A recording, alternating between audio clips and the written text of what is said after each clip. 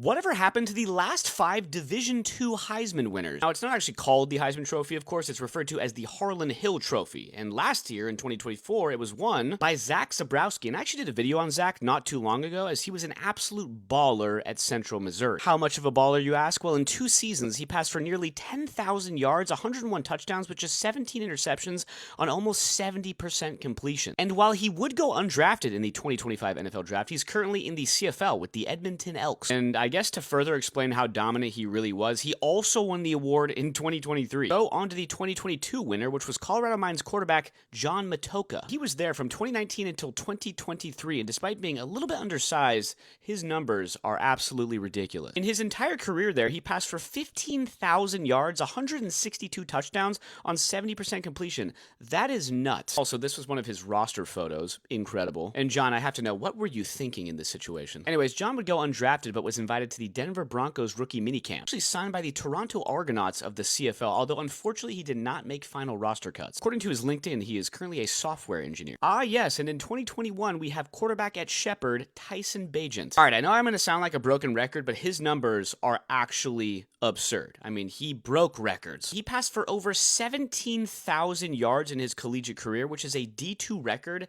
that currently still stands today. Now, he would also go undrafted, but I'm sure if you're watching this, you have some level of ball knowledge because he'd be picked up by the Bears and is currently still there and been there ever since. I mean, I'm pretty sure he's still currently listed as QB2 behind Caleb Williams. And last but not least, in 2019, we had to skip 2020 because they didn't do it due to the pandemic. In 2019, we have Roland Rivers III, quarterback at Slippery Rock. Rivers actually started his collegiate career at Valdosta State, but then transferred in 2018 to Slippery Rock. And he had a pretty solid 2018 season, but 2019, he was on a whole nother level. He passed for 4,460 yards, 52 touchdowns, and just 7 interceptions. He would go undrafted in the 2020 NFL Draft, but get an invite to the Pittsburgh Steelers rookie minicamp. Unfortunately, he did not get signed, and would actually go 2 years without playing football until 2022 when he was signed by the Pittsburgh Maulers of the USFL. He joined about mid-season and finished out the season with 366 passing yards with 2 touchdowns and 1 interception. He was then signed by the Albany Empire of the National Arena League, although that did not last long, and he's currently the director of quarterback development at the Pro Touch Passing Academy.